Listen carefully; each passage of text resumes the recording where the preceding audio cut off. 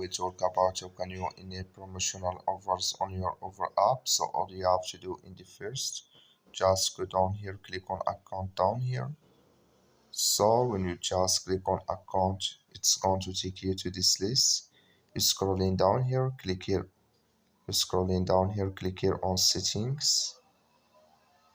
So when you click here on settings here, it's going to take you to this list here.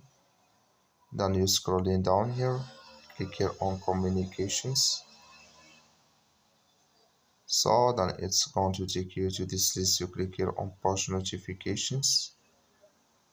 Until you will find here promotional offers. Click in this sign.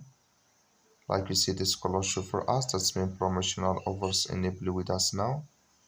So we will click in this sign here. We will go back, click on save changes, then it's going to save with you. That's all. Thank you for watching. Don't forget to support us by liking, subscribe.